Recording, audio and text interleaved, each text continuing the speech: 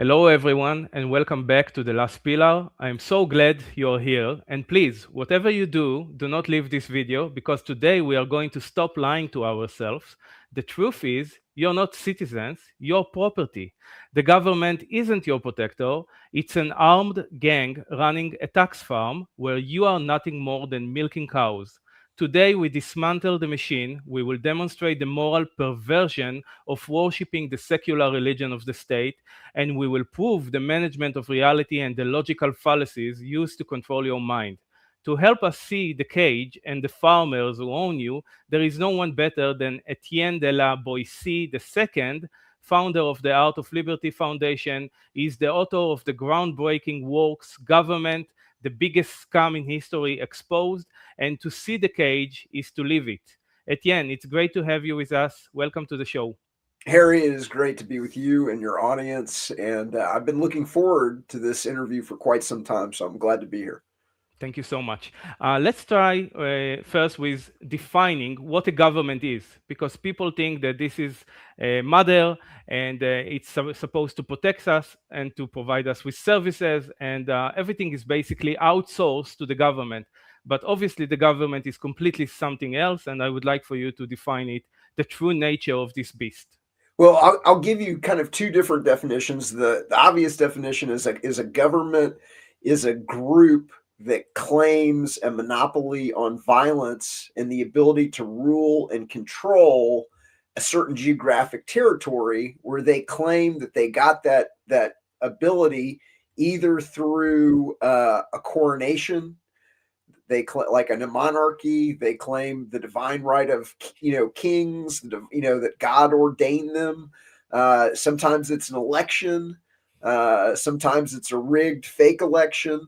Sometimes it's a communist takeover.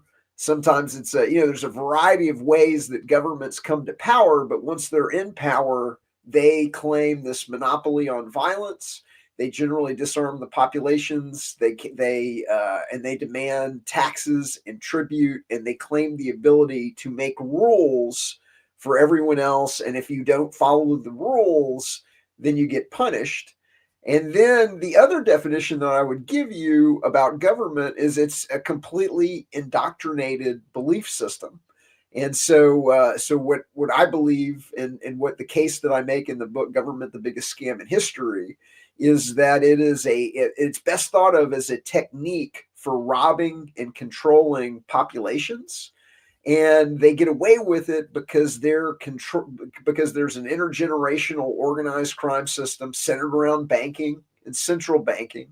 And Mhm. so in most of the countries that are running, government on their populations, there is a bank and a central bank that has the ability to create money out of thin air, even though it's inflationary, even though it's stealing the value out of everybody else's money. They're the main benefactors of government. Government is generally, the shekel or the dollar or the pound or the euro or the yen is almost always a fiat currency. It's by government fiat, by government decree, that people have to accept that currency. And so there is behind the ruling class and behind the mythology about why we have the government, and the government's there to protect you, and it's there to protect life, liberty, and property. You have to use the currency. You have to use the banker's currency. It's the money. It's our ancient enemies, the money changers, and the government. Yeah. And so that indoctrinated belief system is generally indoctrinated into the population through mandatory government schools and a control over the information that people in society receive about the legitimacy of government, about the necessity of government, and about the desirability of having a government, even though there's no ironclad law of the universe that says that you have to have a government. There's no ironclad law of the universe that says government's a good idea. And really, it's something that is being imposed on the population. There's generally a social contract that the population didn't sign, a constitution, and that constitution is really a one-sided contract that is forced on the people and then indoctrinated by the mandatory government school system and by the monopoly media and by the algorithmic censorship of social media and things like that. so that people never ever see the other side. And so that's one of the tricks that most governments, especially in the United States, maybe you could share how it's done in Israel, is they're controlling the information that society receives about the legitimacy of government, the desirability of government, and the necessity of government by either denigrating people who do not believe in government and think it's a bad idea and then it makes people poorer and causes disharmony, or they're just hiding the fact that there is movements in almost every country on the planet that says, hey, government's a dumb idea, it doesn't work, it allows a small ruling class to rob and control the population, and we don't really need it.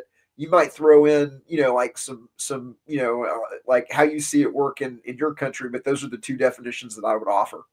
It's actually exactly the same as it's in the US. We have the same model. We have the Prussian education, which I would like for you to speak about and elaborate, because this is how they are basically brainwashing our children with the money they steal from us.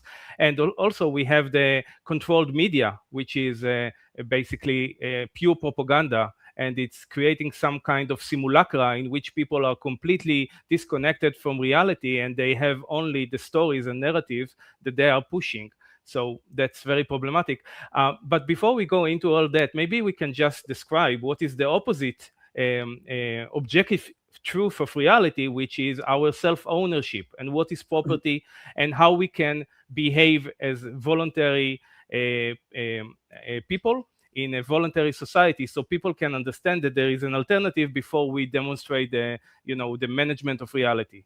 So that's a great idea, and just to set the table for that, Mm-hmm. I would like to point out that it is 100% impossible and immoral and illogical to have a government at all. It is absolutely impossible to have a legitimate, moral, logical government. And what I mean by that is that if I myself don't have the ability to steal Harry's money, and I myself don't have the ability to make up rules for Harry myself, then I cannot delegate a right that I do not possess myself to a representative or to a government to exercise on my behalf. If I don't have the right to do it, the government can't legitimately acquire the right to do it through delegation, which is what is claimed here in the United States. I'm not sure, how they teach. Yeah, it's the exact same. Okay, so that's number one. Number two, no one can be bound by a social contract they didn't sign. And so if you didn't sign the US Constitution or the Israeli Constitution or the Constitution of the European Union or, whatever it is, then you're not a party to a social contract that you did not sign. And finally, if myself and my beautiful fiance can't vote that Harry has to give us all of his money because there's two of us and one of Harry, well, it doesn't matter if there's 3 of us, 4 of us, 10 of us, 20 million of us. There's no magical additional person that makes something immoral and illogical now moral and logical just because the mob wants to lynch Palestinians or rob Peter to pay Paul. There is no magical additional person that makes that moral and legitimate. And so government has really been the biggest scam in all of human history. It is, and most people have never thought about it, and they've never been allowed to hear this other side. And so in many ways, this is, a pirate broadcast. It's the Nebuchadnezzar from the movie The Matrix. And we're, coming up to death to send our pirate signal and to cut through what I call the propaganda matrix of monopoly media, of mandatory government schools, running the Prussian model of education, of the algorithmic censorship of social media, and so you may be, like a lot of your audience may be, hearing this for the first time, and now as an adult have the ability to step back and analyze the what they were told as a child, because a lot of this, this indoctrinated belief system is slipped to kids before they're old enough to really evaluate the morality or the logic of what they're being told about government. So it really takes a special kind of person that has an open mind that can go, hey, wait a minute. You can't really delegate a right you don't have yourself, and you can't really vote to steal somebody's money. And so now, for the first time in people's life, they're like, wait a minute, this is starting to explain what's going on. And so I wanted to set the table with that. And then what was the rest of your question? I forgot. I wanted, because I know we were going to move. Oh, voluntarism. No, even before that, it's Yeah. very important to emphasize the importance of self-ownership and the extension, which is property, because people here actually fall to the idea that they are part of the state, as if the state is one big organism and human beings are just a cell in the system, like Plato was advocating. So we have to remove this spell and delusion and to remind them of their life and their freedom. And kindly, with your help them understand it. Oh, absolutely. So really the good news message of my work is that you really don't need government, that everything the government does would be done better and faster and cheaper by the free market. Everything the government does would be, there wouldn't be the same waste, fraud, abuse, malinvestment, in society. And all of that starts in the kind of the understanding of the immorality of government and the morality of this alternative to government that I call voluntarism, and other people call voluntarism. Some people call it peaceful anarchism. Anarchy is a word that scares a lot of people, but the word anarchy just means no rulers. It doesn't mean no rules. It means no rulers, but because the rulers don't want the population to know that there's an option on the menu called no rulers, the rulers use the monopoly media system and even control of the dictionary. And I break that down in my book, Government, the Biggest Scam in History, of how they actually changed the dictionary to change the meaning of the word anarchism from no rulers to chaos and dystopia. Okay. And so it just means no rulers. So monarchy is ruled by one. Oligarchy is ruled by a small group. Kleptocracy is ruled by thieves. And so you can have governance without government.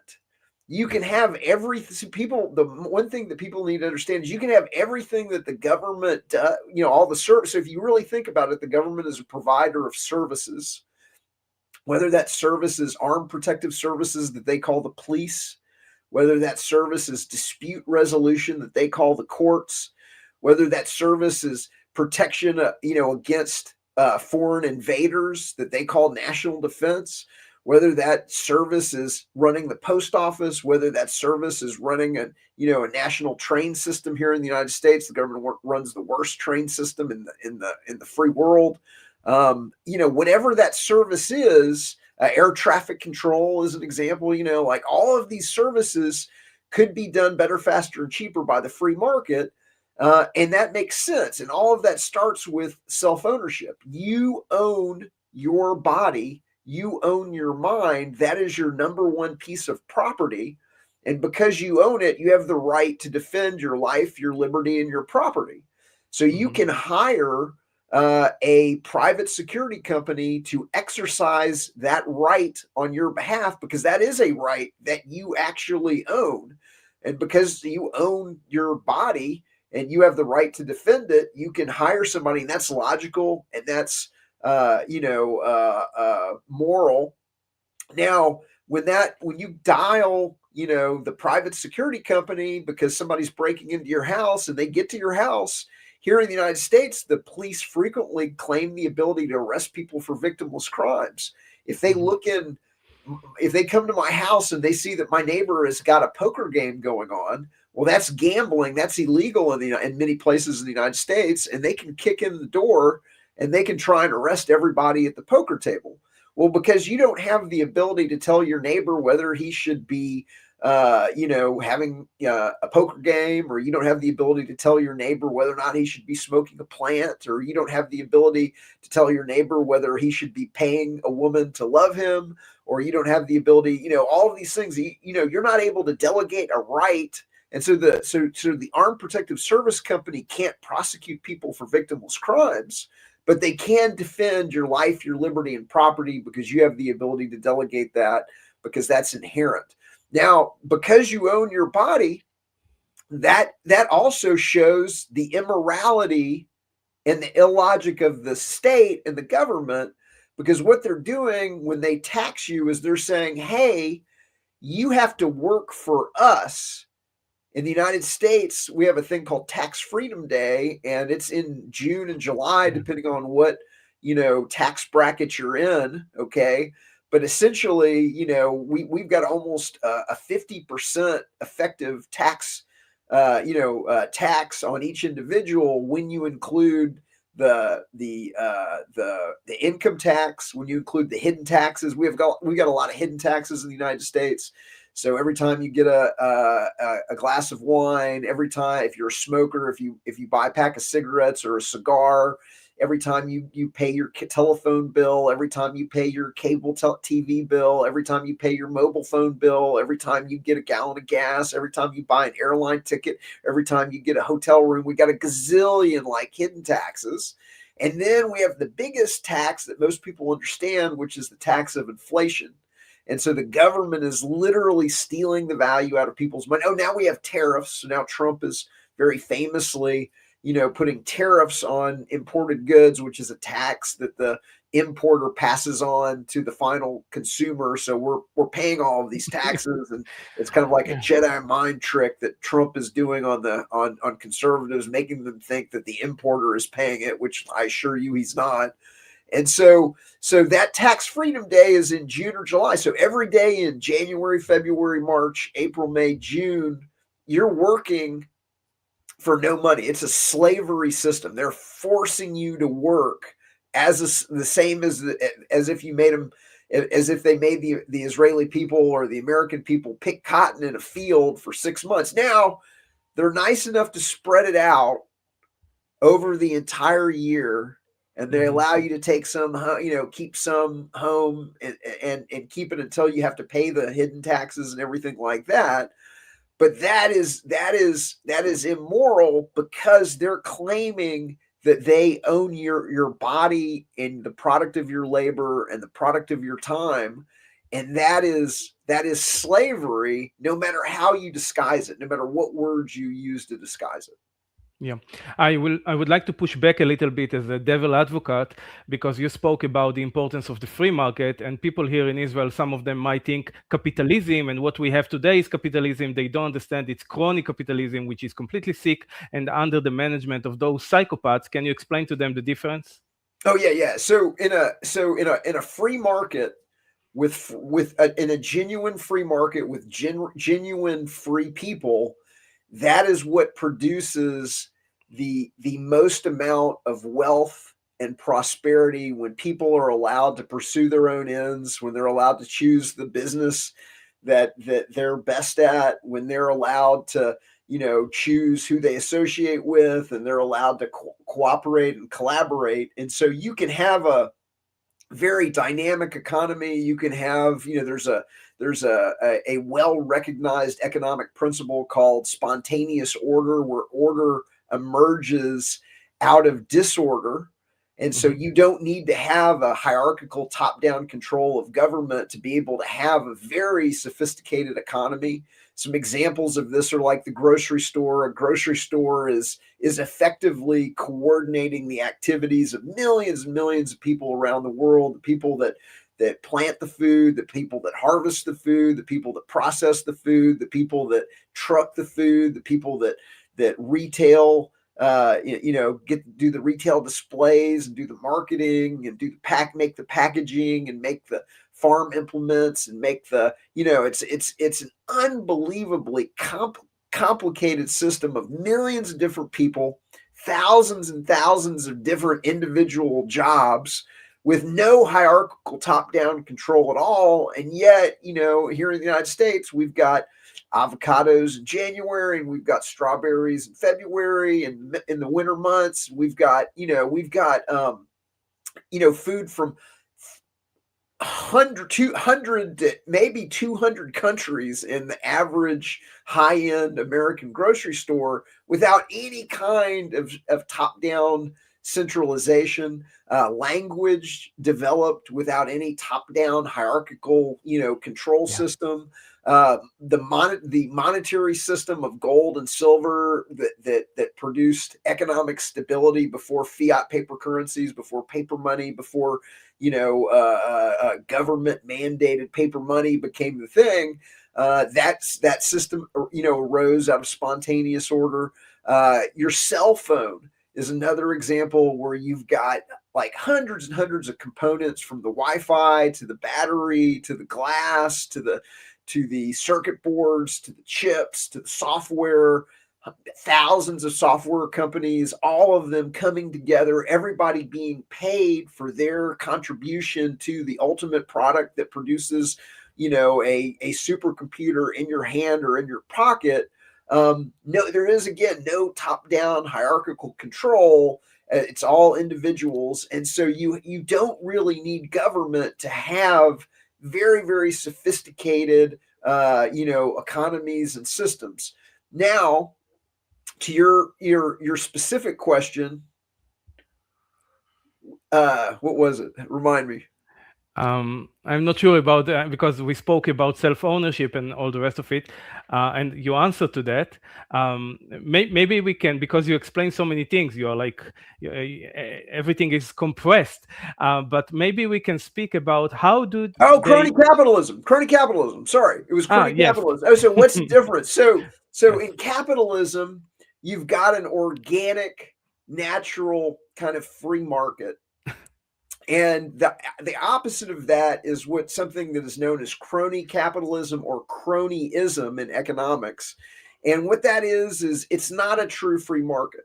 And so in both the United States and Israel, there's not a true free market in money. I'm assuming that your currency is losing value the way our currency was. If Israelis and Americans had the ability to only use currency that maintained its value, if they weren't forced to use the government's money, then they would have more purchasing power, that their currency unit would have more value year after year. Your dollar or your shekel should be buying more and more and more every single year as innovations and productivity improvements reduce the cost of either manufacturing or distributing the luxuries and necessities of life. But instead, we've got money that loses value because they're interfering with that free market dynamic. In the United States, we have, and I'm sure in Israel, there are state-sponsored monopolies where, Federal Express, UPS, DHL, they can't deliver first-class mail because the Postal Service has a monopoly on first-class mail. Here in the United States, there's no private company that can offer air traffic control because the Federal Aviation Administration has claimed a monopoly over air traffic control. There's nothing that says the government has to do air traffic control. Canada, a lot of people don't realize this, Canada is the second largest air traffic control system in the world. They privatized their air traffic control system well over a decade ago. It's a completely private system, tens of thousands of employees, hundreds and hundreds, dozens and dozens of towers and airfields, and just a huge sprawling, air traffic control system managing thousands and thousands of flights, and planes aren't dropping out of the sky in Canada. But they do in America with the FAA. You had the example of 9/11, how amazing the job they did on that day. Yes. So the other thing is, so then when the government takes over something, there is the ability for tomfoolery and scams and failures of the kind, because there's nobody held accountable, there's nobody held responsible, and so the overall point is all of these, whether it's monopoly privileges, whether it's mandatory government money, whether it's them taking half your income and overt taxes, covert taxes, and inflation, and then redirecting it to weapon systems that we may or may not need, to fight manufactured enemies. Here in the United States, we manufacture enemies so that we can then fight them, so that they can extract the taxes and they can, pay the, pay the weapons manufacturers money for weapon systems that we don't need. And so the joke is, in the past, weapons were manufactured to fight wars, and now wars are manufactured to fight to make weapons.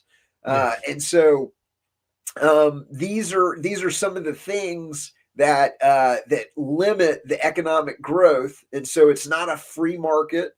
It's not capitalism. It's technically called crony capitalism or cronyism, and it reduces the amount of prosperity in the country. It reduces the amount of disposable income that people have. It reduces the amount of purchasing power that the currency has. It creates artificial scarcity. I believe it's a form of economic warfare on the population. And a lot of these wars, what I believe, and is that if you're running government on a group, so if you think of government as a technique for robbing and controlling the population, okay, then it's really not, in the case of the United States, it's not the United States versus Russia, or the United States versus Israel, or China. It's the people of the United States versus the bankers and the government that is running government and the monopoly media on the population. And so that the real enemy is the bankers, the government, and the monopoly media. And so if you don't want the population to be able to overthrow you, then why don't you indoctrinate the population into an artificial belief system and fight them off against another government? So you take the alpha males of a country, and the other government takes their alpha males, and you fight the alpha males against each other, and you kill them off till you're left with a soup of beta males that aren't willing to oppose the government. And now you menace your population with this government's, and that government menaces their population with you. And so now you divide and conquer the population, and that system of engineered wars, both enriches the arms industry at the same time that it kills off the alpha males that might figure out how the big game is run, and might turn their attention towards the government, the banks, and the monopoly media that has been indoctrinating them into this artificial belief system. Incredible. Yes. Actually, I would like for you to speak about the term democide, because part of what governments are doing to their own people was described in a book by a professor from the University of Hawaii called Democide. I'm sure you're familiar with that. Maybe you can describe how brutal and severe it is towards that governments are doing to their own people, because it's not only extortion and theft and rape, it's actually murder, like you said about the alpha male, which are being sent to the battlefield. But maybe you can introduce the idea of democide a little more. Sure. So the scholar that you're referring to is R.J. Rummel, and he coined the term democide, which is death by government. And you're statistically, for every single person on this planet listening to the sound of my voice and not listening to the sound of my voice, statistically, the most dangerous thing that you will ever face is your own government. Governments or another governments are the number one cause of murder. And in the 20th century, it was close to, I can't remember if it was over or almost 200 million people were killed by their own government. And the last time I checked the webpage, it said 262 million people. 262 million. Yeah. And so the big ones were the Chinese, which are, I think, somewhere around 80 million. Yeah. There was the Russian, the Bolshevik Revolution killed off tens of millions. World War I, World War II, Pol Pot, Nazi Cambodia, yeah. Germany. We can go, Cambodia, Vietnam. We can kind of go down the list of kind of the best known examples of those, but also in the COVID, so besides the books, Government, the Biggest Scam in History, and To See the Cages, to Leave It, the thing I'm known for is we did an investigative series into who was behind the COVID called Solving COVID, the COVID-19 eugenics vaccine drug scam timeline, where there's probably 20 million people globally that were killed by the vaccines, which is over, three times, it was around three times more than the around 7 million supposedly that died of the COVID. And I think that number has been exaggerated in a variety of ways that I break down in the investigation. But governments do things like we're going to force vaccines on you. We're going to conscript you and put you into these engineered wars to sell weapons or to kill off our alpha males or whatever it is. We're going to, in the case of, the Chinese and the Russians, we're going to collectivize farming. And we're, even though that bankrupts and creates famine, 7 million people died in Ukraine as an example, through the collectivization of farms under the Bolshevik Revolution. And so the government's going to make some kind of decision that is going to typically kill millions and millions of people. And again, I believe this is they're managing their populations the way that you would manage livestock. They're saying they know their policies are going to impact prosperity. And so they're going to have people that are going to be angry in the streets. So why don't we just kill them off in some kind of way? And that's the hard, cold truth of government.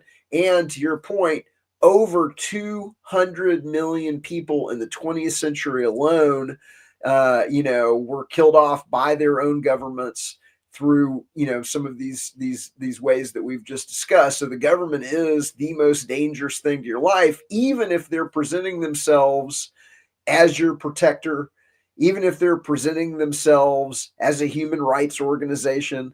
At the end of the day, they're running a variety of unethically manipulative techniques on the population to get them to go along with the taxes, to get them to go along with the laws that they make away, to get them to go along with the monopoly privileges they give their friends in business and industry, to get them to go along with, fiat dollars cranked out by private banks through fractional reserve banking, forced on the population by government fiat or degree, whatever it is, they're tricking the population. And so that's the other thing I'm kind of known for, is exposing the playbook that governments use to unethically manipulate the population into going along with government in the first place. So most governments are running a playbook of unethically manipulative techniques, and we can go through that playbook. And I think that your audience will recognize, like, wait a minute, the Israeli government's doing that. The Israeli government's doing that. Wait a minute, the Israeli government's doing that, because it's the same playbook among all governments. So I think let's do that. Yeah. So I'm going to share my screen right now. I would just like to add about the pandemic that you mentioned. Another thing that they did was to cause so much injury, and also the biggest wealth transfer from the middle class to the corporation, and to prepare the society to that technocracy that is about to control and rule every aspect of our life soon. So, the subtitle of my book, Government, the Biggest Scam in History Exposed, is how intergenerational organized crime runs the government, the media, and academia. And that's one of the big ideas, that all of these governments are controlling the information that their populations receive through the mandatory government school, the state university system, and monopolization of the media, and in the modern age, the algorithmic censorship of social media. And so we'll break that down. In the first part of the book, what I do is I break down 20 plus techniques used by intergenerational organized crime to create the culture of slavery and tax slavery, and I show how it manifested in each time and place. And Mm-hmm. so, what I do in each of these techniques is I explain the technique, okay, Yeah. and then I show what it looked like in Nazi Germany, the US government, the Soviet Union, and East Germany. I would like to have a Israeli version of this book where we take out East Germany and we replace it with Israel, and we break it down from an Israeli point of view. I'd like to have, regional copies, and that's on the horizon, and I'm looking for somebody in Israel that would like to fund and support that. Mm-hmm. But the first technique that I break down is the flag is the artificially indoctrinated holy symbol. And what I mean by holy symbol is that the governments are making government a religion. They're not calling it a religion, but they're using all of the tricks and the techniques of an unethically manipulative religion or a cult to slide the belief in government into the population as a religion, and the flag is the Star of David, the Christian cross. It is the artificially indoctrinated holy symbol, and then in the media will come along and they'll run a variety of techniques where in the movies and in the popular shows they'll product place the flag at moments of high positive emotion. They'll do flag worship at the stadium events. They're going to do a bunch of things to give you a warm and fuzzy about the flag that are unethically manipulative and tricks, and we'll get into that in a second. But essentially, the flag is the number one. Next, there's a holy document. And the holy document is, again, it's that social contract that you did not sign, but is forced upon you. And even the worst, even in the worst, and I picked, the Nazi Germany, the Soviet Union, and East Germany because everybody agrees they were despotic, they were tyrannical, but they all had constitutions. They all and the idea that you owe up to half your income to the government and overt taxes, covert taxes, and inflation, all because dozens or hundreds of years ago, people got together in a room and wrote down on a fancy piece of paper that they alone get to make up rules for everybody and steal the wealth of others, is a dumb idea. Like it's a dumb idea that most people really, they fall for because they slide it to them as a child. But if you were to try and, say, if we said, hey, I'm coming to Israel and I'm going to get a bunch of people in a room and we're going to write down that we're the new government, and then we're going to have some elections and a couple hundred people or 1,000 people or whatever, we trick them into voting. And we say because 1,000 people, and that's essentially the background of the United States. I'm sure it's a little bit different in Israel, but probably not much. Mm-hmm. But when our founding fathers wrote the Constitution, there were 3 million people living on the continent, and less than 1% voted in the first election. And now suddenly, because they tricked some people into voting, now all of a sudden all 3 million people have got to pay taxes and fall in line. And they produced an army, and they were able to force compliance, and they took over the schools and they took over the newspapers. And I break it down in the book on how they did it in the United States. But like, that's the way that you do it. Now, the third technique is the mandatory government school running the Prussian model of education. Yeah. And so the government is God. The president or the prime minister is the Pope. The teacher is the priest. The school is the church of the religion. In the United States, you're going to do the common prayer of the Pledge of Allegiance, where students are forced to put their hand over their heart and say, I pledge allegiance to the flag of the United States of America. That's the common prayer of the religion. You're going to sing the hymns of the religion. So we have a national anthem, and we have the Star Spangled Banner, and we have, we've got hymns that are taught to the school children and they're going to participate. The children will be taken to Mecca. Mecca is the Washington. Washington D.C. Mm-hmm. And so in middle school we're going to take the children to Mecca. We're going to show them the cathedral of the capital that looks like the Vatican for a reason. We're going to take them to the temples. We're going to show them the deities of Thomas Jefferson and Abraham Lincoln. The temples are what we call the memorials, and it's very hushed and it's very reverent. And they're going to be subsumed into the state religion as children. The Prussian model of education is kind of fascinating because Israel's using the Prussian model of education. Almost every government uses this educational model where the government runs the school and a government employee, the teacher, teaches the children. And a lot of people don't know, but that system came out of the 1800s in Prussia, which is formerly, which is now kind of East Germany. And the Prussians were losing on the battlefield of Europe. And back then, if you were in the Prussian army, most likely you got drunk in a bar one night and you got what's called impressed into the military, and you woke up and you're in the army and you don't really have a lot of choice about it. And so, you're playing, you didn't have a lot of economic options anyway. So, you're getting 3 square meals a day, you're playing cards with your buddies, but eventually you get rolled out on a battlefield and now it's kind of life and death.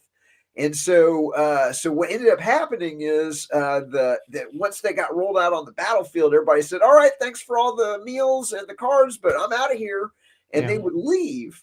And a lot of people don't realize this, but, the redcoats, the English, wore those bright red coats. The Hessians wore bright green coats.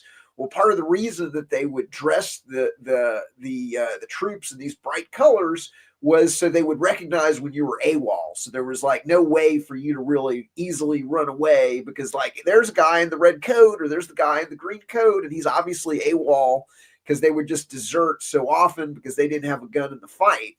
And so what the Prussians did is the Prussians said, hey, we need to raise them up in the ideology of the state. And they were really the first ones that created these mandatory government schools where they would then raise the population in the ideology of the state.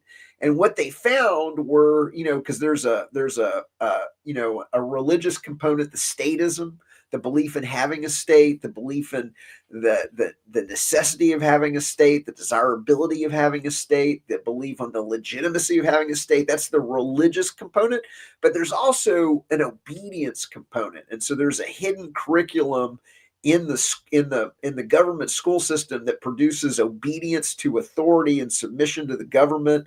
It's the drill bells, it's the walking in lines, it's requiring permission to use the restroom from a government employee.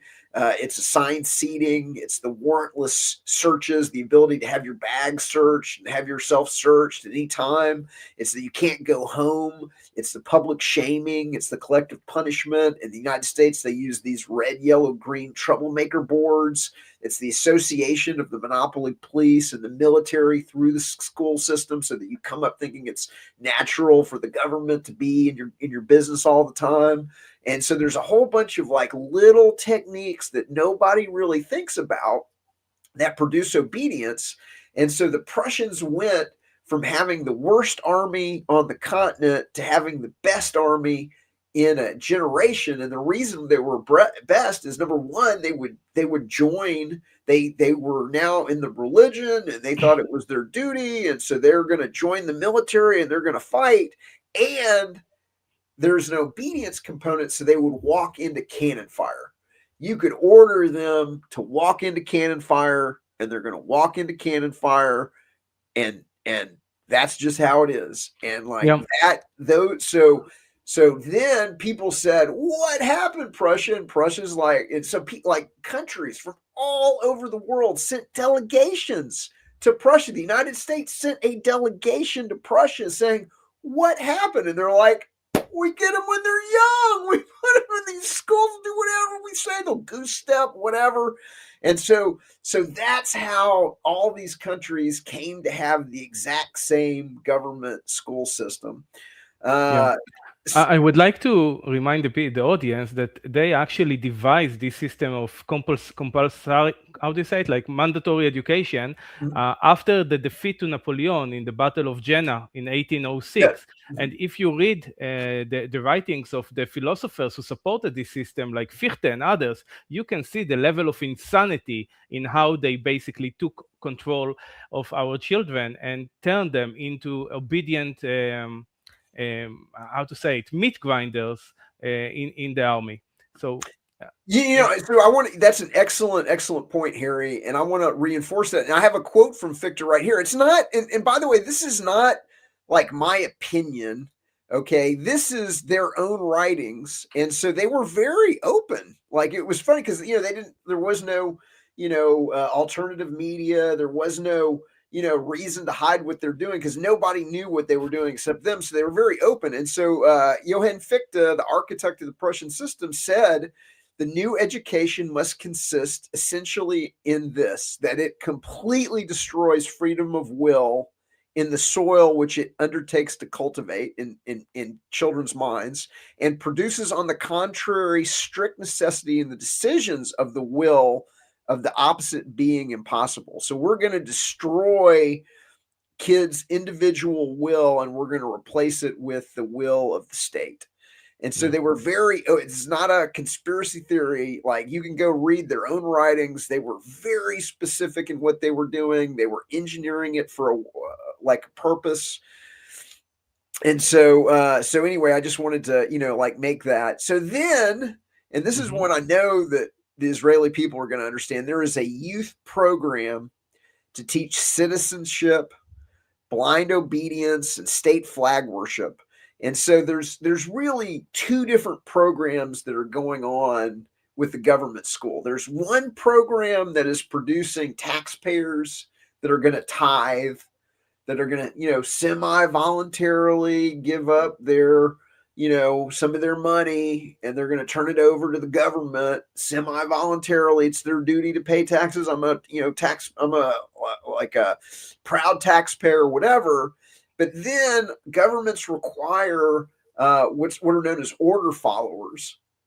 And this is the police and the military. And order followers are people that are willing to set their morality aside and use violence on peaceful people for the government. So they need people that are going to act immorally and use violence on peaceful people that aren't hurting anybody else, okay? They're going to have to suffer the karma for that, okay? But they need people willing to use violence on peaceful people, either on their own citizens to enforce the commandments, the laws of the religion, the commandments. Again, it's a religion. The religion has commandments. We call them laws, or to raise revenue on the population. And so in the United States, the police are used to fine people. They charge people, outrageous amounts of money for going 5-10 miles over the speed limit, or not having your blinker working, or whatever it is they can tax. They're raising revenue on the population, and so they need scumbags that are going to go out and rob their neighbors for the government. And so to be able to produce order followers, that starts in the United States and in Israel with a youth program. In the United States, it's the Cub Scouts, the Boy Scouts, the Explorer program. And so now we're going to get the kids into these government affiliated programs, and we're going to give them awards. We're going to give them Cub Scout Adventure Loops and Boy Scout merit badges for regurgitating, for learning and demonstrating their duties as a citizen, the reverence for and worship of the flag. We're going to put them into the uniform. Okay, so the word uniform means single form, and so the uniform is an artificially an artificial group identity, that we're going to compact the kids into a group identity where there's this pressure to participate, social pressure. We're going to put them in situations where everybody else is doing the Pledge of Allegiance, everybody else is doing the flag ceremonies, everybody else is wearing the uniform. We're we're going to give them, take them, out in the woods. We're going to, there's Maybe get some water. Yeah, there's a lot of good things about scouting in the United States. You get to go hiking, you get to go camping, you get to go rock climbing, you get to go to these. They've got unbelievable facilities for the kids. But the analogy I like to use is, rat poison is 99% good food. Otherwise, the rats wouldn't eat it. And so what they're going to do is they're going to take the poison of statism. They're going to take the poison of this indoctrinated religion. They're going to take the poison of using violence on peaceful people, and they're going to wrap it in the 99% good food of rock climbing and camping and hiking and getting outside and everything like that. And so they're going to begin conditioning kids to the hierarchical command of the military and being in the uniform, the love of the uniform, the hierarchical command and control over conscience and basic morality. And they're ultimately going to produce these order followers that are willing to kill for the state. Now, again, so Nazi Germany, the US government, Soviet Union, East Germany, they're all and Israel, they're all running there's a playbook. And the worst countries in the world, Nazi Germany, Soviet Union, East Germany, okay, the United States and Israel are running the exact same playbook as Nazi Germany, Soviet Union, and East Germany. Are you feeling it yet? I do. Now, we so then the youth program will, around high school, will morph into a different program where the children will begin to be militarized and indoctrinated to accept more hierarchical command and control, more obedience to authority, military training, flag worship, pride of uniform, obedience to the federal government, to the Israeli military, to the U.S. military. They will be segmented away from the rest of the population onto military bases during the summer months. They will be 100% given over to, in the United States, the program is called the Explorers. In Nazi Germany, it was called the Hitler Youth. In Soviet Union, it was called the Komsomol. In East Germany, it was called the Free Youth Movement. What is it called in Israel? What's the equivalent in Israel, Harry? I think it's called the Tzofim. The what? Tzofim.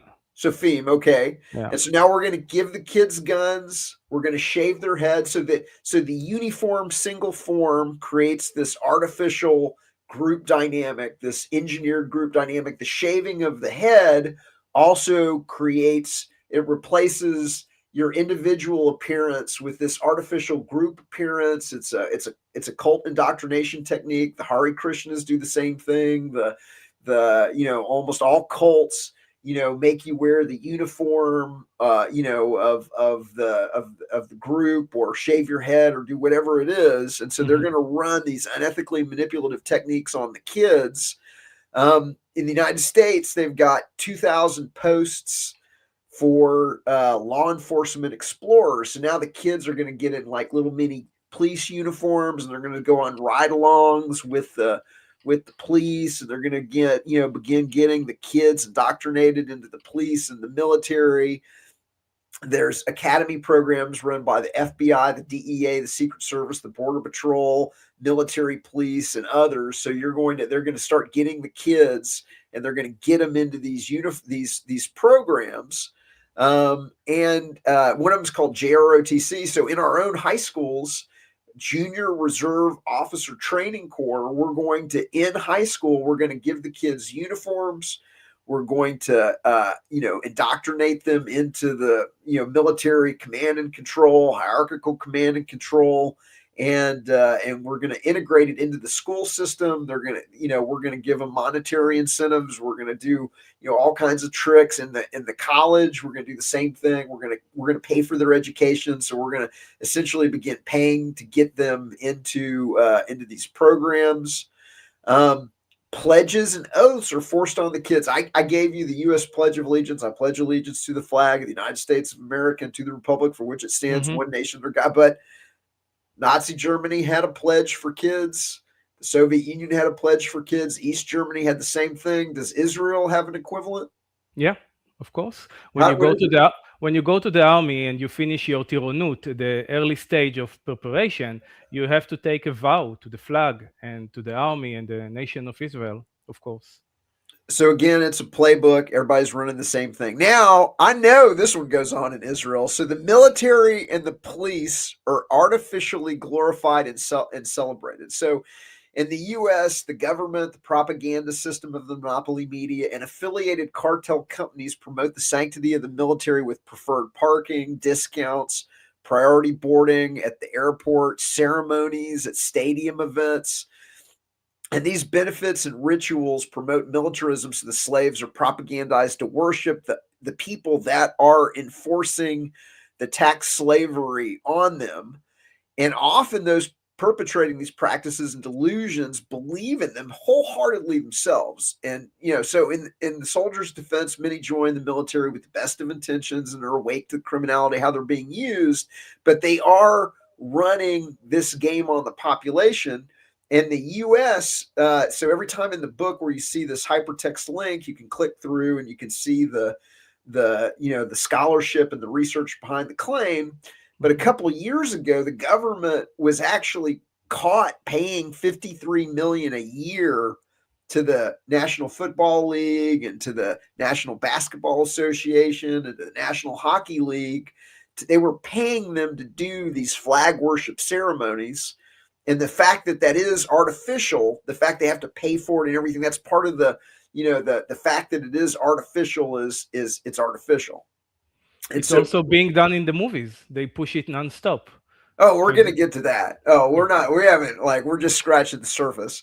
And so, so political rallies use spectacle, neuralistic. They're essentially political rallies are the equivalent of religious revivals. We're going to get the religiously faithful to come and, we're going to put on a religious revival. We're going to have the iconography of the religion, the flags and the, and all of that. I'm sure you've seen that in your own country. Politician worship. And so the participants frequently engage in the worship of the artificially created, promoted political leader, the savior, not understanding that this organized crime system is leveraging knowledge of human psychology to exploit most, but not all humans' biological desire for a leader or a father figure. And so most people don't realize this, but there's a lot of behavioral psychology. It's called evolutionary. What is the name of it? It's hold on. It's evolutionary leadership theory. And evolutionary leadership theory says that, most human beings, because we have a tribal past and tribal background, and we came from tribal systems, that it was advantageous to have a strong leader. And so so there's a biological desire in most people for a leader or a father figure, unless you yourself are a leader. And then so most people need to have that leader. They want that leader. They innately want it. So the system presents two different potential leaders. In the United States, we've got a red government leader that's designed to appeal to kind of rural conservatives, and we have a blue government leader designed to appeal to urban liberals. And then both of those leaders, Biden and Trump, okay, both of those artificial leaders, they're doing the exact same thing. They're on the exact same playbook on 95% of everything that's important to the real owners of the country. But they argue about what we call football issues. but it's a fake Hobson's choice. People begin to associate with their preferred leader, and they get religiously attached to their leader, not understanding that the system is manipulating the behavioral psychology about their innate desire to have a leader to offer them this fake Hobson's choice of two that they're, presenting and putting up to the population. Now, you brought this up a little bit ago, and so the use of propaganda. And so in the United States, it's come out that the CIA, our intelligence agencies, the equivalent of the Mossad, and the Department of Defense have direct involvement in this is actually an old figure. It's now over 1,000 movies, 1,000 television shows that we know of. So the Department of Defense and the intelligence agencies, they have an office in Hollywood. And if you want to use any of the military gear, military bases, tanks, airplanes, Top Gun Maverick, whatever it is, you've got to hand over your script, and they're going to go through it, and they're going to actually, in some cases, change history. They're going to make the military look great. If you don't make the military look great, you'll never get any of the goodies again. It's millions and millions and tens, in some cases, tens and tens of millions of dollars worth of military equipment, fuel, jet fuel, the use of billion-dollar aircraft carriers and ships and planes and Air Force bases and helicopters and you name it. And so all of the movies go along with it, or they don't get the goodies. And so they're actually, in many cases, changing history, and the directors understand this. And so they're using a variety of unethically manipulative techniques in the movie to anchor moments of high positive emotion to the flag, to the US flag, to the Israeli flag, to whatever. All of the countries are essentially running it. So if you, in the book, if you click through to this link right here, there's you'll get we'll screen pop a video. Hold on. And there's a little, video here that goes through just 12 Michael Bay movies. And in just 12 Michael Bay movies, they've product placed over exactly 469 flags. And so there's a little bing, and there's a little ding, and you're going to see the flags as they go through these movies. And just the second or two that the flag is on the screen, you're going to see it. And most people never really realized how, common this is for them to put in, all of these flags. But in just 12 movies, there's 469 product placements of the American flag. And so typically they're also doing that at moments of high positive emotion. So Rocky, I don't know if you've ever seen the movie Rocky is popular in Israel or not, but Rocky wins, it's a whole buildup. Is Rocky going to win?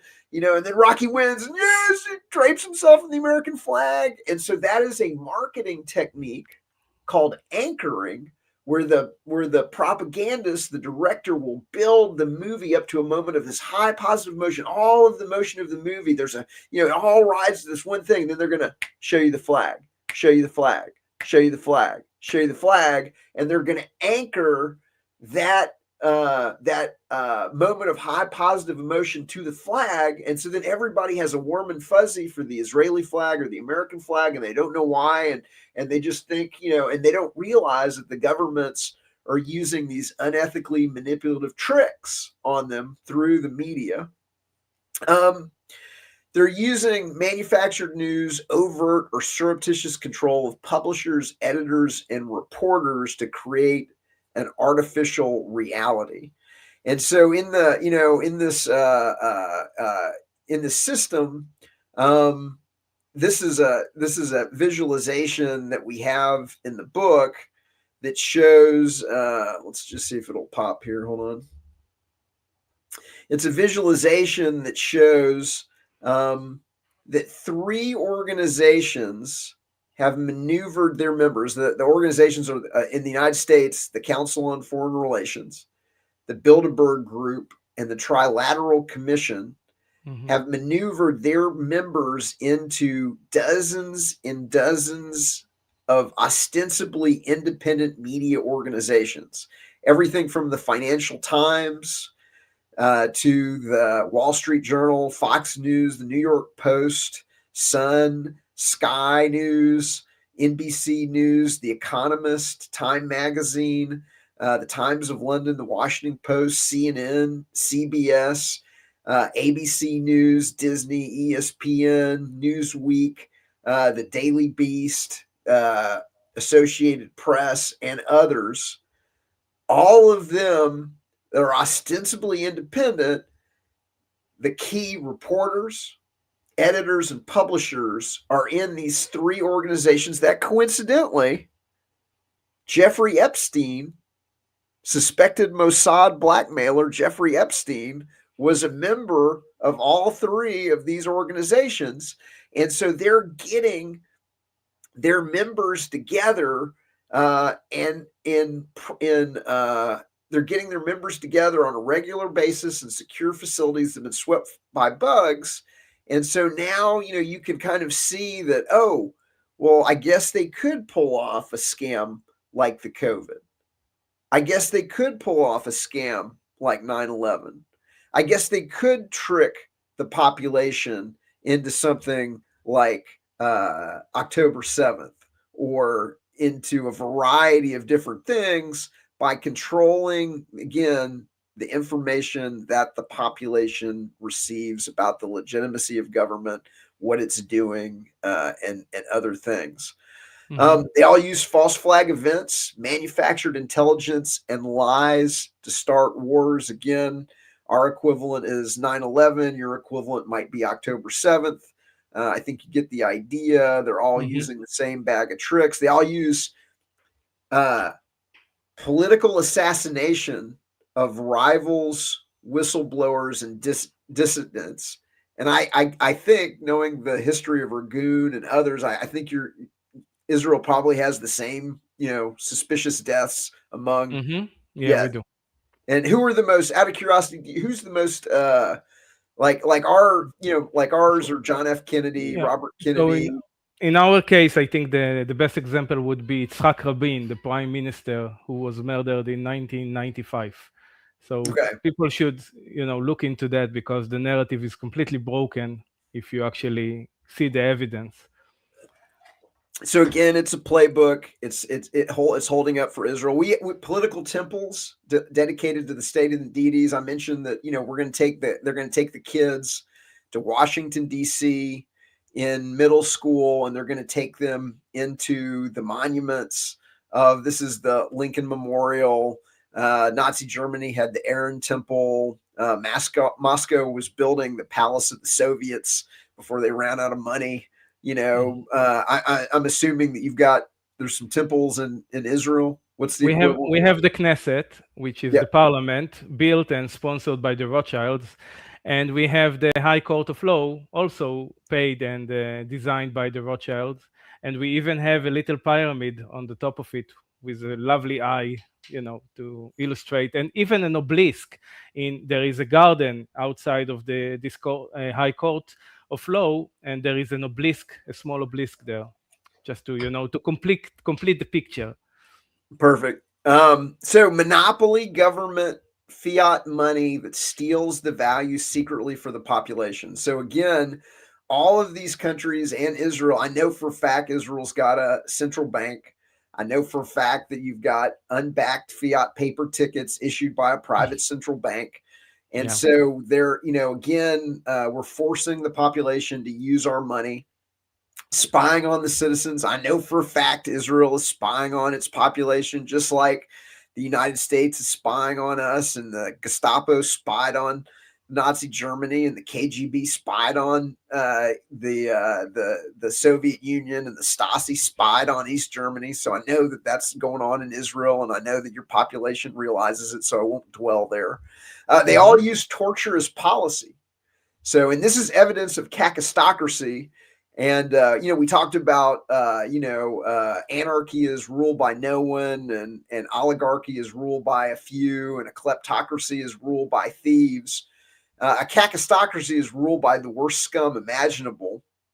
And it really is evidence of statist mind control, where the members of the cult will follow any order, no matter how immoral, cruel, and or continue to support the government when they find out that the government is torturing or committing these heinous, crimes. It really is mind control to follow the government. And that's what we're exposing here, is the government's using these mind control techniques to get people to go along with torture. And so it's a cult, and the cult members are willing to do the most heinous of things when they're instructed to, and the population is so mind controlled they'll go along with it when it comes out. They all have secret prisons, for-profit prisons for victimless crimes, concentration camps, and black sites. So all of these governments are running gulag systems. It's the gulag in the Soviet Union. It's the concentration camps and the forced ghettoization in Nazi Germany. It's the ghettoization of Gaza. It's the ghettoization of the Palestinians in the camps. And I'm sure you've got, we have black sites. The CIA has black sites in a dozen countries. We've got sites in the United States where people are disappeared into. We've got Guantanamo Bay. We ran internment camps for our Japanese citizens, people of Japanese descent in World War II. And again, it's just one of those things where you realize, hey, wait a minute. These governments, they're all running the same playbook, and they're doing things that are really, nobody can really, justify. They all use conscription to forcefully enslave people to fight wars and further indoctrinate them into the government's ideology and discipline. And I know that Israel, everybody's forced into it. 100% mandatory participation. Do you want to talk about that? It's true, except for the religious, the ultra-Orthodox Jews, which the government is also trying to put into the draft. But yes, every man and woman, when they reach the age of 18, they have to join the army. The men have to do it for 3 years, and 2 years for the ladies. And of course, they break their minds, they indoctrinate them into the systems and turn them into potential, like you said, the alpha men of this country are dying on the battlefield for unnecessary invented wars. Right. Also, when you go into the military, especially in the United States, and I have an entire another book, on this. So my second book is called "To See the Cage is to Leave It," and I break down. This one is the kind of the religious piece, like we kind of glazed over and talked a little bit about the religious pieces of it. Mm-hmm. But in this book, I break down 25 techniques that we use. And by the way, it's idolatry. So statism, the belief in having a government, is a form of idolatry. It's a graven image into which men have read supernatural powers and superhuman capacities. The state can feed us when we are hungry, heal us when we are ill. It can raise wages and lower prices even at the same time. It can educate our children without cost. It can provide us against the contingencies of old age. What cannot the state do for us if only we have faith in it? And so it is religious idolatry, and it produces cult members that then exhibit, the kind of classic, cult indoctrination. Yeah. The government is God, politicians are the prophets, the flag is the idol, the commandments are the laws, praying is a form of praying, tithing is the voting. But in the book, what I do is I break down, the techniques that they're using on the kids in the military. This is what a JROTC looks like in our American high schools. I'm sure you've got probably the exact same thing. These are police officers with the shaved heads going through the unethic, and I break down kind of the unethically manipulative techniques used on the police. But in the military and basic training, okay, and then I'm assuming this is the exact same as in Israel, but the military is segmented away from the general population. They're isolated onto military bases where their communications with the outside world are curtailed.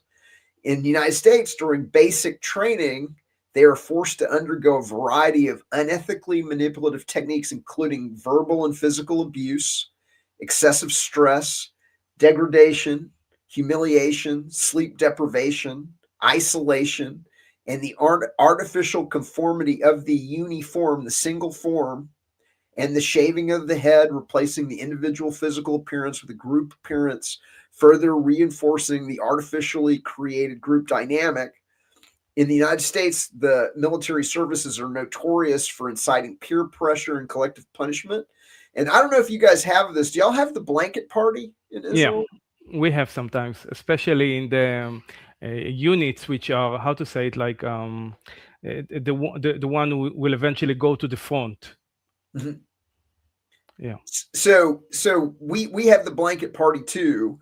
And for those that aren't familiar with the blanket party, if you're non-conforming and you're not going along with the program, it will be your unit will be leaned on by the drill sergeants and the instructors to get you in line. And so what they do is they wrap your blanket around you at night, and then everybody in the unit hits you if they don't like if just whatever they'll put a soap bar in a sock in a towel. If they don't like you in the United States, they'll take a lock like you're a padlock and they'll put it in a sock and Oh my they'll God. beat you with a lock and a sock if they really don't like you. And so the Marines take the doors off the stalls and the bathrooms so the recruits don't even have a moment of privacy to reflect on what's being done to them. So you never have a moment to think by yourself. They'll always keep you moving. They'll always keep you, and so they're running dozens of different techniques on you in the military thing, and it's going to produce cult members that are willing to go along. um The Full Metal Jacket movie that you mentioned there is the perfect example for this atrocity. The yeah, pressure. Yeah. that is the blanket party, Hmm. and they even pulled the punch, and they showed the soap bar in the towel instead of the padlock in the sock. But it's like they actually kind of pulled the punch. Some of the other ones that I break down in the book, and I don't know if y'all do this in Israel, but in the United States, they manipulatively weave the flag into the burial ceremony of the deceased so that the relative associates their beloved deceased with the flag, even though it's the policy of the church leadership that might have been responsible for their death. It's a way of tricking the population into the flag. We talked earlier about the paid for flag worship woven into the stadium sports and events. If you saw the Super Bowl last year's Super Bowl, I think people are wising up to the flag ceremony and the kind of Nazi-esque thing of the flag ceremony. So they just had Kendrick Lamar's backup dancers, in red, white, and blue, and they just made the flag in the middle of the Super Bowl. And then Mustard, the other rapper in the Super Bowl halftime shirt, he had these prominent American flags on his thing, and so that's product placement. We talked about we talked about them weaving the flag into the movies, but also they're making the government the hero in the movies. So the government, whether the government, it's the president of the United States flying fighter jets in Independence Day to save the country from invading aliens, or whether it's Top Gun Maverick, or whether it's FBI agents Mulder and Scully, or whether it's the marshals, like we have shows that, like, we've got movies that make the TSA the hero, where the TSA guy is saved, like, constantly. The American CIA is saving the country from like, there would be nuclear weapons like cooking off in every city on the planet if it wasn't for the CIA saving the day at the last minute to protect the population from these arch terrorists. And one thing that I think is interesting. So one of the things that we do is I back up the book with a flash drive that we call the Liberator. And in this flash drive, I have a documentary called Planet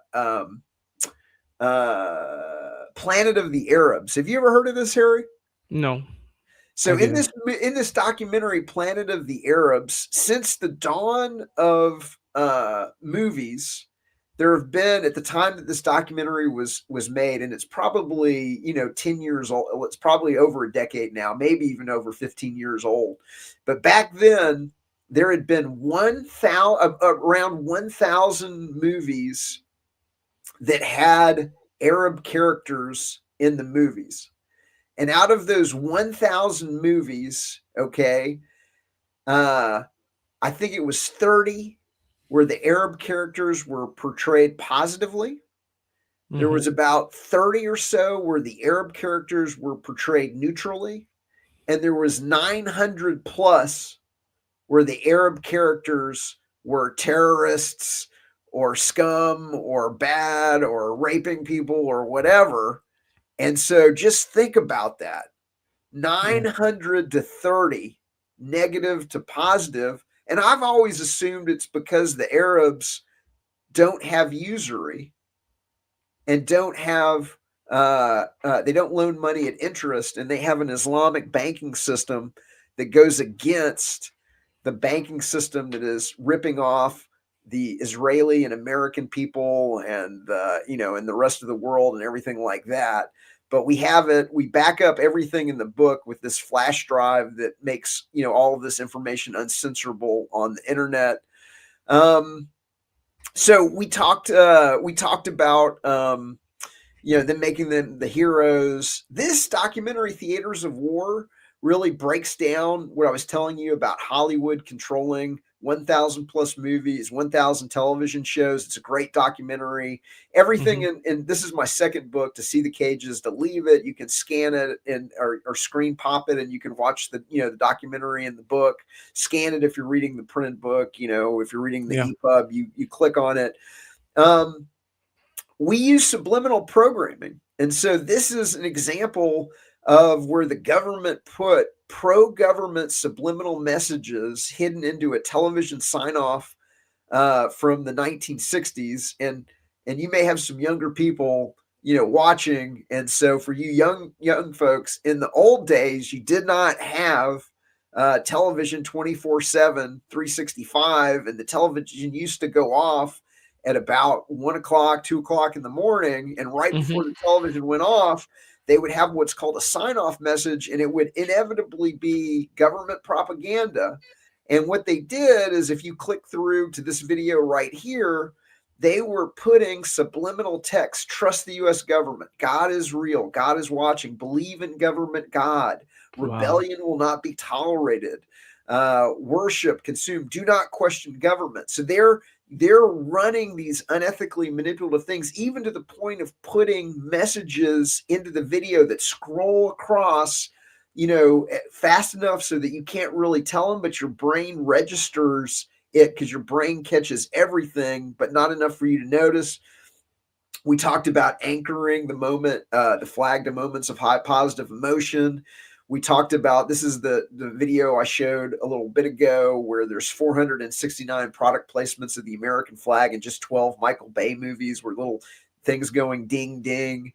We talked about secretly product placing the flag dozens of times, through the movie. I don't know if y'all do this in the United States, in Israel, but we'll weave the American flag into sexually appealing advertising. And then we'll do like little tricks like this, where we'll have, so it's like, it's called, product placement, or it's called, anchoring. And so everybody likes to look at a beautiful woman. And so you're now subconsciously associating the flag with a beautiful woman. And then GQ magazine threw this like little subliminal text in: God, this is a great country. And so they're like little, like it's a gazillion little tricks that many people don't realize are going on until they actually see it. Here's another example. What, it's an actually Halo? Oh yeah. Oh yeah. Dozens. There's dozens of these. I have in the book Government, the Biggest Scam in History, I have almost 36 examples of this. And I could have done more. I just ran out. I did one page like this and one page on the back. I could have done 4 dozen, 5 dozen. I could have done a gazillion of them. but they're putting the presidents in front of religious symbolism. They're putting, they're doing trick photography to give the rulers halos. And most people, they don't notice it because these come by one at a time. But if and the brain doesn't register it if they see it one at a time. But, one of the things I'm doing with the books is that, I'm revealing the pattern. And human beings are really good pattern recognitions. And if I show you 36 examples of this, all of a sudden your brain goes, hey, wait a minute. I never noticed that. I never noticed that they were doing that. They're doing that on purpose. They're running game on me, and nobody likes to be tricked. Nobody likes to be fooled. And then people are like out. Here's another one. So in the NBA, they put the American flag on the backboard so that you subconsciously associate the exhilaration of the goal with the flag. And they put the flag on the helmets where the NFL players are forbidden to remove them. So you subconsciously associate the goal with the flag. We talked about evolutionary leadership theory, where most people have this biological desire for a leader or a father figure. And so they give you the fake Hobson's choice. And again, classic cult behavior, classic cult behavior. Now, this is interesting. So, I mentioned this before, and so, it's fake. And so I'm going to, blow this up a little bit, but like in the United States, they pretend it's like a wrestling match where they pretend to fight, but they're both 100% they're both 100% aligned on everything that's really important to the bankers and the rulers behind the scenes. So Biden and Trump were 100% aligned on the COVID. They were 100% aligned on forcing unnecessary vaccines on you. They're 100% aligned on taxing you and confiscatory taxation. They're 100% aligned on NSA, CIA, Unit 8200 surveillance.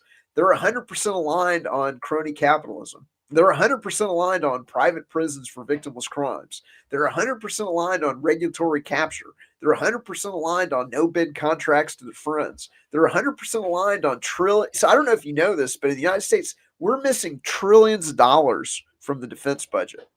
Yeah, the black budget. And in 9/11, very conveniently, the area of the Pentagon, which was responsible for the black budget, was attacked, right, by a missile. That's correct. That's where the people died. It was the one area of the Pentagon that had been just reinforced for blast damage, and that's where they had the auditors that were looking into, at that time, $2.3 trillion of expenses that could not be accounted for.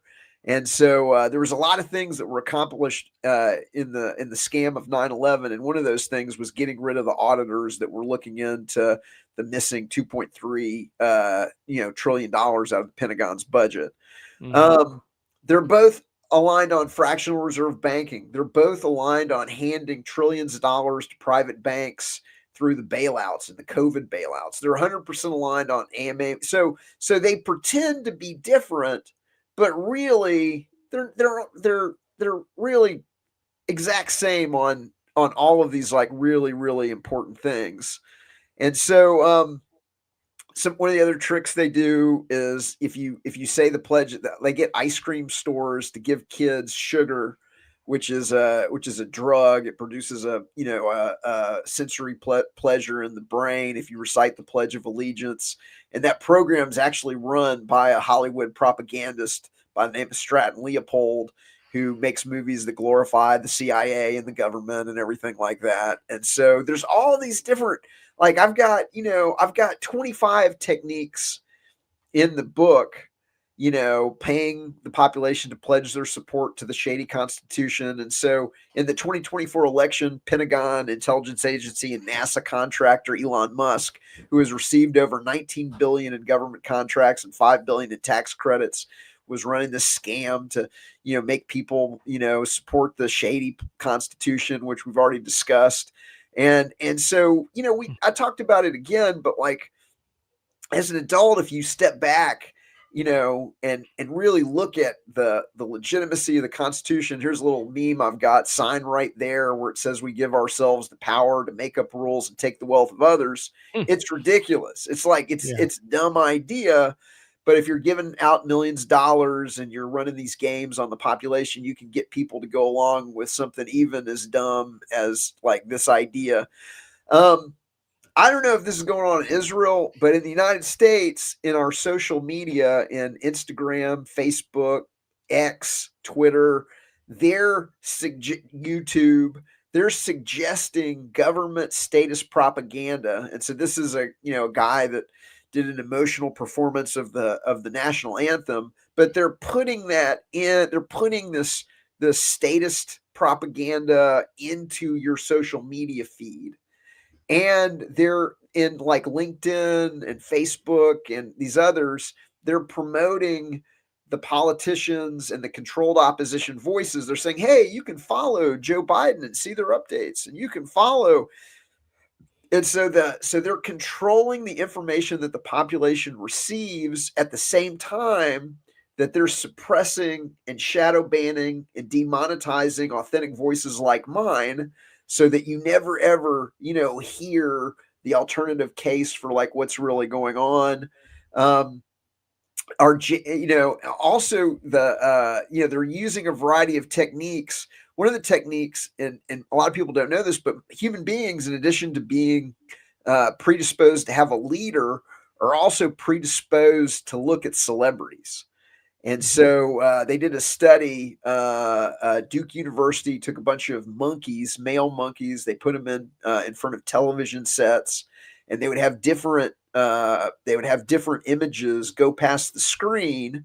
And as long as while the monkeys were drinking juicy juice out of like a hamster bottle, so as long as they're drinking the juicy juice, Mhm. the images keep going by. But at any moment, they can freeze the image on the screen by not drinking the juicy juice. So essentially, they're paying to see certain images, and they found out that the monkeys would pay to see two different kinds of images. And number one's obvious; they're male monkeys, so they would pay to see rear female monkey hindquarters. But even more fascinating is that they would pay to see pictures of higher status monkeys. And so the Mhm. monkeys live in a troop. The troop might have 20 monkeys in it. There's a defined pecking order. If you're, through beat down, the other males in the tribe. If you're monkey number 3, you'll pay to see pictures of monkey 2 and 1, but you won't pay to see pictures of 4 through 20. If you're monkey number 7, you'll pay to see pictures of 1 through 6, but you won't pay to see pictures of the ones under you. Yeah. And so they realize that human beings and monkeys have this behavioral psychology where they're predisposed to pay attention to higher status monkeys. It's a little bit of a, it's a safety thing. Or am I going along with what the important members of the tribe are doing? It's leveraging the tribal nature and things like that. And so you can get people to pay attention. And so Elon Musk and Trump's Truth social media platform, they're giving them the ability to steer attention by leveraging this knowledge of human psychology, knowledge of human behavior. We talked about they Wow. take the kids to Mecca in middle school, where the capital of the United States looks like the Vatican in Rome. They take them to see the temples and the monuments. This is the Jefferson Memorial. This is an actual Greek temple, a replica of a Greek temple in Nashville, right here, Parthenon. The statues are the same. The outside is the same. We're taking Mm. kids And the to watch. fascist symbol that you have in your Congress. Yeah. Yes, the Mhm. fasci. And so the word fascism comes from the Roman fasci. It's the axe blade wrapped in a bundle of wooden rods bound together by red leather. And the symbolism is a single stick is easily broken, but together they are extremely strong. And Mhm. so it's tricking the population into collectivism versus individualism. We're going to give the population a narrative that if they don't go along with what the artificial tribe is doing, and when I say artificial tribe, um, the United States is a big place. It's a huge place, and it's a giant artificial tribe that at the end of the day, if you've ever been to the United States, the people that live in the upper northeast and Maine don't have a lot in common with people that live in the deserts of the American Southwest. The people that live in Portlandia on the Pacific coast don't have a lot in common with the people that live in Texas. The people that live in Alaska don't have anything in common with the people that live in Hawaii. People in Hawaii don't have a lot in common with people that live in Oklahoma in the Dust Bowl. There's just it's a giant. So they're going to create an artificial tribe, and then they're going to use these techniques to get you to identify with the tribe so that you go along with what you think the tribe is doing. And then they're going to control the information that you receive using the monopoly media and this algorithmic censorship to get you to go along with the tribal behavior. They're going to make anarchy, voluntarism, the idea that you don't need government. They're going to make it look dirty and nasty, and they're going to make it look like chaos, and they're going to use the media to make it look like it's chaos and dystopia. And they're weaponizing it. So they're weaponizing. Well, it's a trick. They're literally tricking you into a worldview that they created out of whole cloth. And in my other book, in Government, the Biggest Scam in History, I actually break down how they took over the dictionary, and they created in the dictionary, they took over, they bought the dictionary, the Safra banking family, and they changed the definition over time from no rulers to chaos and dystopia. And then I show you what the Webster's dictionary looked like from 1828, the definition of anarchy, and then I compare it with the current version from Webster's dictionary. And then I explain the Safra banking family bought Encyclopedia Britannica and the dictionary, and they installed Leslie Gelb, the president emeritus of the Council on Foreign Relations, to sit on the editorial board of advisors. And you just like now you understand like how they're able to to do kind of the things that they do. So they're surreptitious. HBO had a docuseries called The Anarchist that made it look like anarchy was associated with disease, nasty, unkept, adulterous, unstable drunks with PTSD that flash satanic Baphomets, live in dumps with nasty toilets where they burn flags, say fuck the troops, live off their wives, hate Santa Claus, and are associated with the scam of Bitcoin, alleged to be a Ponzi scheme, which they get from ATMs they steal from strip clubs, to sum up one of the episodes. That's literally a summary of like the trick that HBO is tricking their audience by giving them an artificial reality. And I break it down because I used to go to this conference that this was shot in, and I knew all the participants, and I did a 7-part investigation where I break down all the tricks and all this. They were doing subliminal programming. They were putting subliminal text on the screen. They were running all these tricks, and I break it all down. Bill of obligations? Oh yeah, the Bill of Obligations. So the other thing they'll do is they'll promote books, and they'll give them New York bestseller status, and they'll promote it in social media. They'll promote it on the political talk shows. They'll promote it with New York Times bestseller status. I think there's a companion documentary for this. They'll put out companion documentaries. But it's a play on the Bill of Rights, obviously. Right. It is a play on the Bill of Rights, but you're obliged, if you don't support the government, you're a bad person. Only bad people don't support the artificially indoctrinated statist religion of statism, and you're a bad person. And so they're going to take that book and they're going to promote it in the same way. They're going to put it into your social media feed. They're going to put it into your LinkedIn feed. They're going to put it into and so they're going to take that and they're going to run it through society. Walmart is promoting hundreds and hundreds of statist books for kids and items of clothing, and merchandise targeted towards children and red, white, and blue and 4th of July and everything like that. Etienne, if I may, just 1 second, I want to use this opportunity that you spoke about the Bill of Rights to explain the audience that the Bill of Rights doesn't give any natural rights to any of the people alive. It's if you can explain that, please. I mean, when people are gathering in a room and writing the Constitution or the Bill of Rights, they don't actually produce any rights. We are born with those rights. If you can explain a little.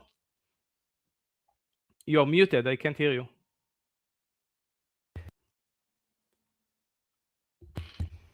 Yeah. Can you hear me now? Am I back? Yeah. Okay, so you nailed it. You don't get rights from government. The word right, a lot of people don't realize this, but when you hear people say, I have a right to do this, or I have a right to do that, or I have the right to own a gun, or I have the right to do whatever, that word comes from the natural law tradition.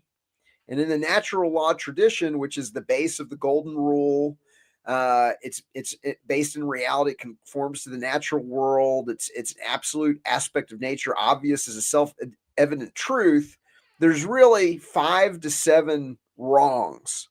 And the reason that these things are obviously wrong is because there is a theft of some sort: assault, rape, theft, trespass, and coercion.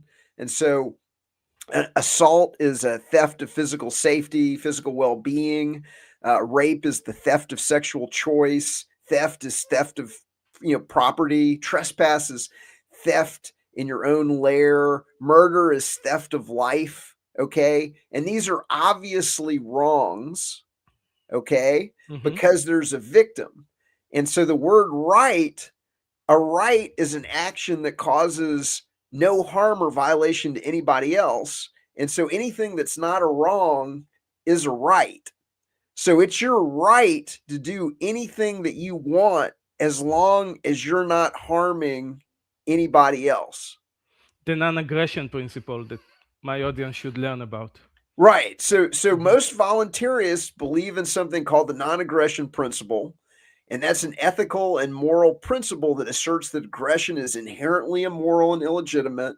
And aggression is designed as the initiation of physical force against persons or property, the threat of such or fraud upon persons or their property. It doesn't prohibit self-defense, so it's not pacifism. Okay. Mm-hmm.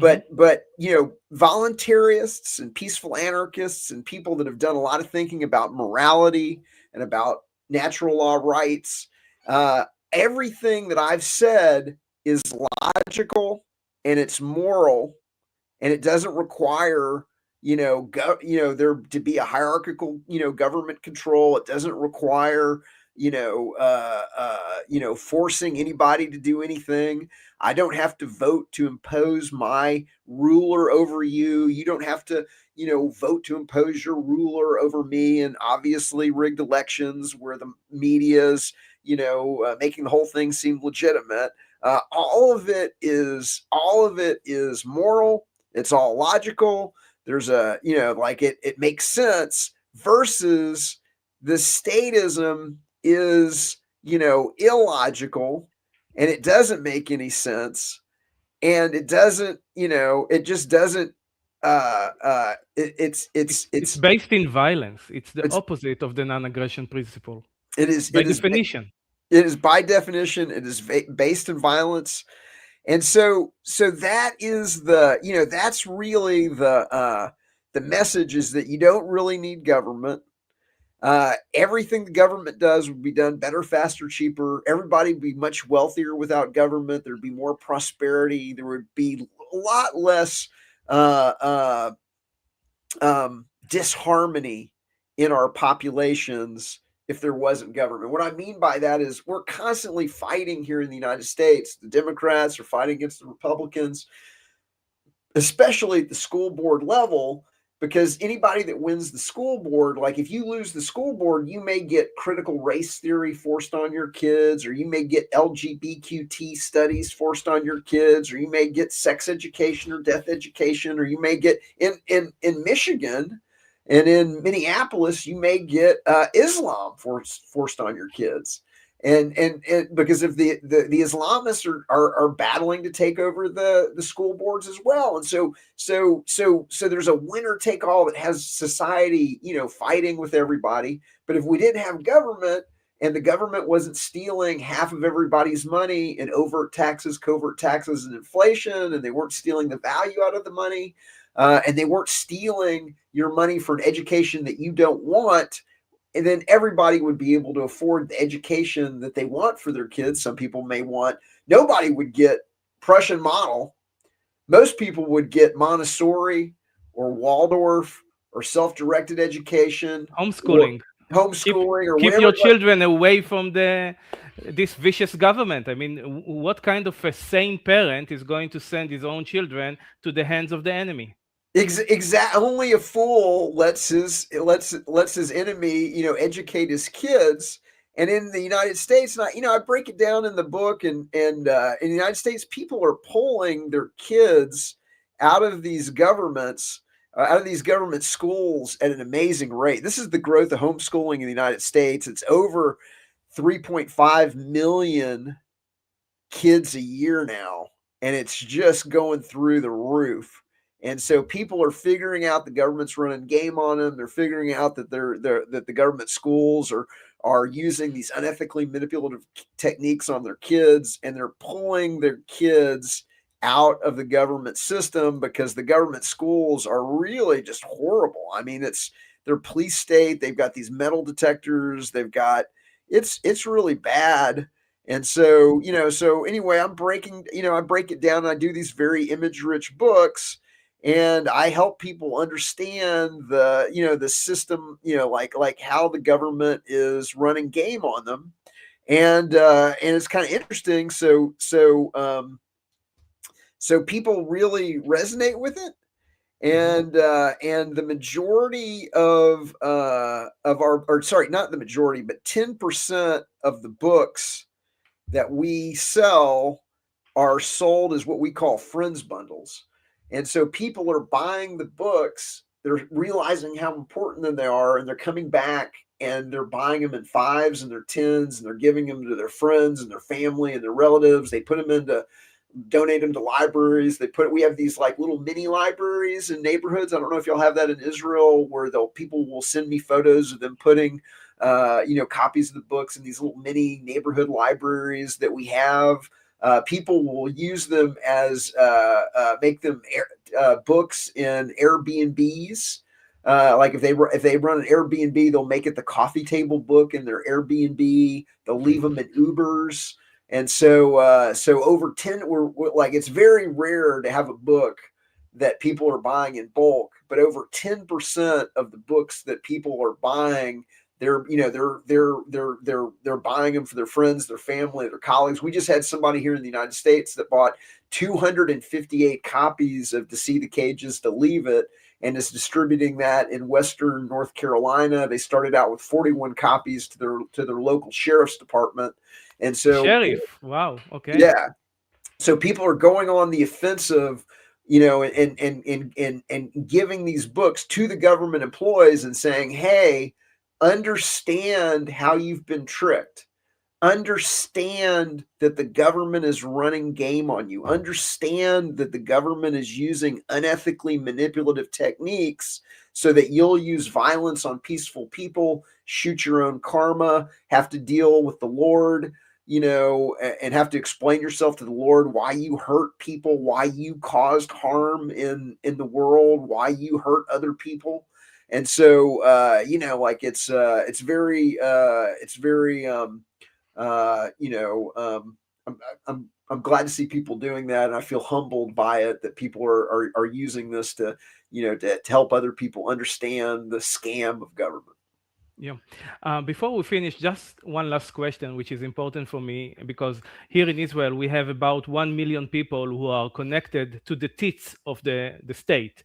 They Yeah. are working for the government. And they think that they are actually providing us with some kind of incredible service. And they don't understand that they are actually receiving money which is stolen from us. And they are not even really paying taxes, because all of the money that they receive is taken by a point of a gun to our head against our will, and that's the worst kind of service we can possibly ask for. So can you explain to them how brutal and, you know, immoral it is to work for the government and to enjoy this money? Yes. So one of the tricks that the government uses is to get everybody dependent on the government. And so the government wants as many people as humanly possible completely dependent on welfare, dependent on their retirement, dependent on their paycheck, completely dependent, because it's hard to get a man to understand something when his salary depends upon his not understanding it. And people are going to go like retirees that are dependent on Social Security. They're gonna go and they're gonna vote. They're gonna legitimize the system. They've got to beg and plead and everything for their to get their government money, and to make sure that they're always worried about the government taking away their money or reducing their money and devaluing their money. And the government here in the United States is robbing them of the purchasing power, and they lie to them about what the inflation rate is, so they don't have to pay cost of living adjustments for the money. And it's horrible. But the point that you made is that the government employees that go along with this, one of the things that they don't understand is that the judges and the cops and the military and the government employees, they're not paying taxes. Okay, while you're forced to pay the government taxes, they're not really paying taxes, because taxes is the money that is stolen from people that produce goods and services for the world.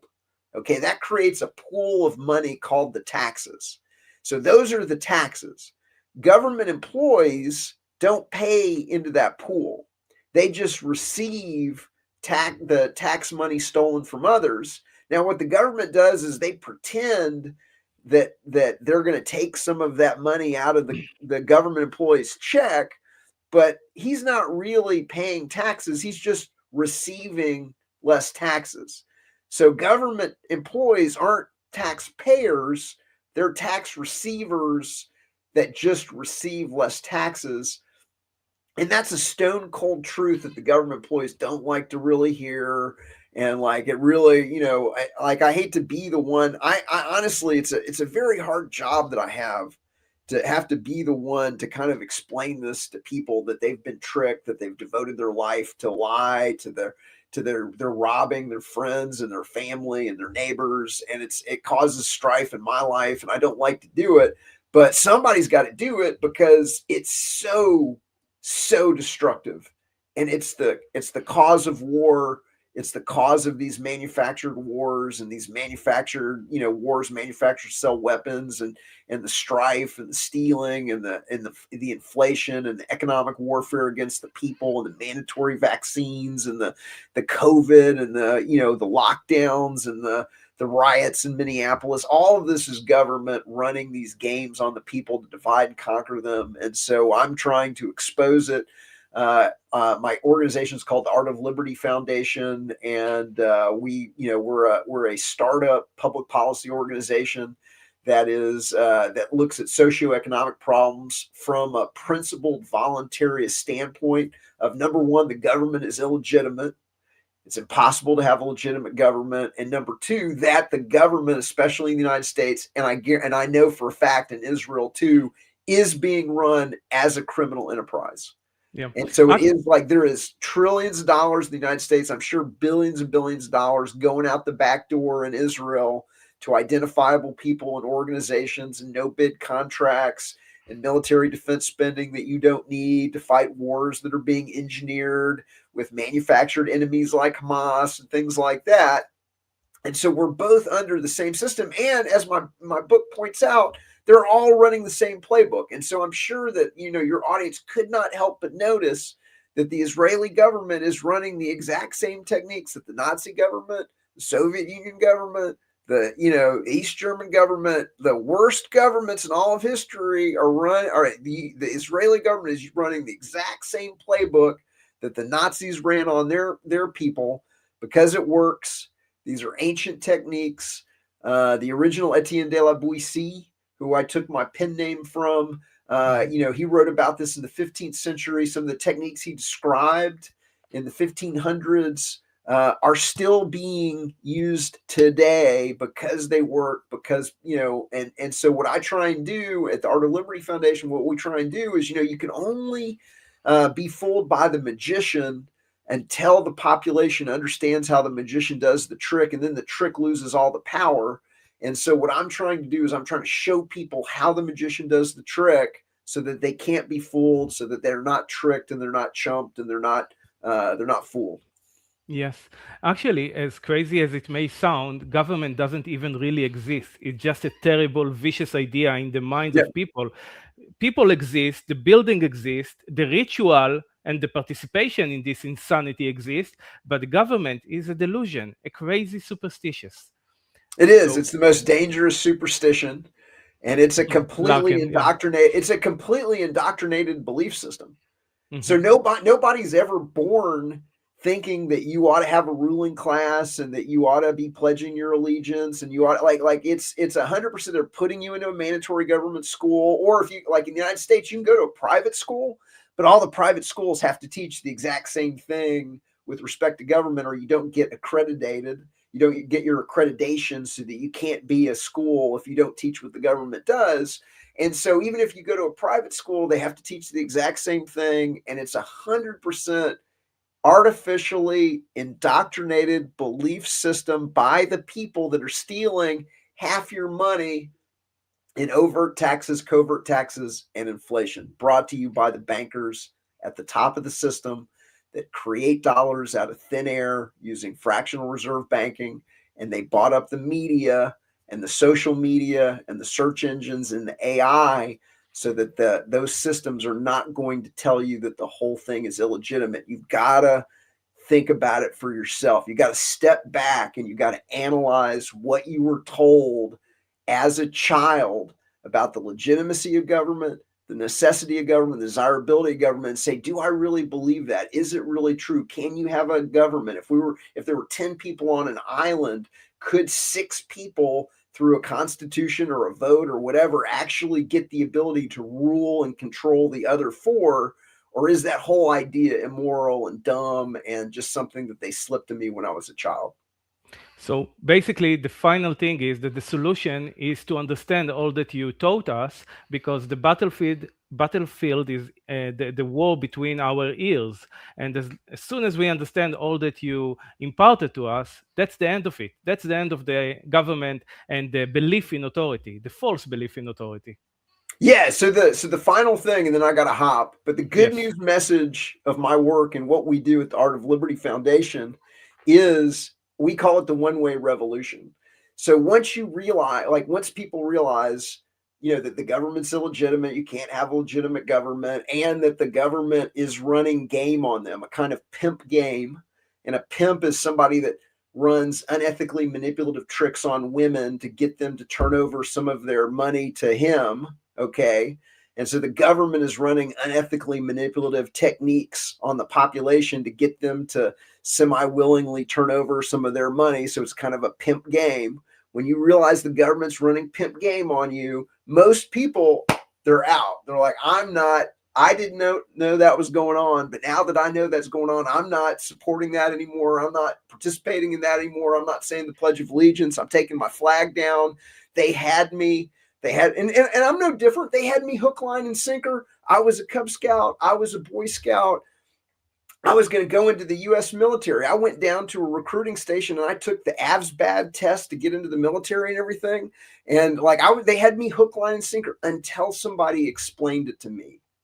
And once somebody explained it to me and I understood it and learned about it and everything, then I'm out and I'm providing that service to other people. And Like that's the what, name of your book. Once you see it, you can't unsee it anymore. yes, Eh, to see the Yeah. cage is literally to leave it. And then Mhm. the other book is Government, the Biggest Scam in History Exposed.